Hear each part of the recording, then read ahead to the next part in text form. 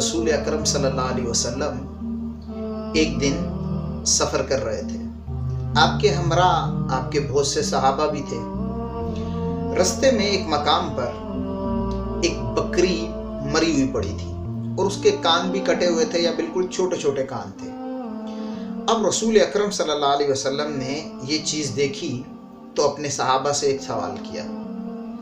कहा, तुम में से कौन शख्स है कि जो इस बकरी को, मुर्दा बकरी को 1 दिरहम में ख़रीदना पसंद करेगा?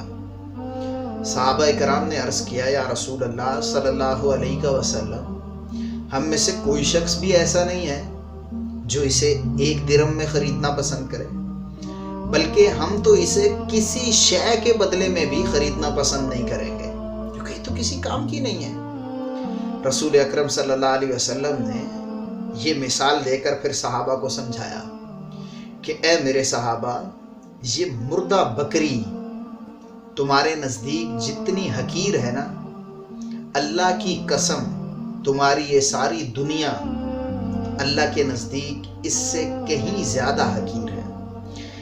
दोस्तों, ये हदीस मुबारक सुनाने का मकसद ये है कि ये दुनिया जो अल्लाह के नज़र में एक मुर्दा बकरी से ज़्यादा हकीर है, हमें इसके लिए अपनी आखिरत नहीं ख़राब करनी चाहिए। हमें इसके लिए अपने ईमान के सौदे नहीं करने चाहिए।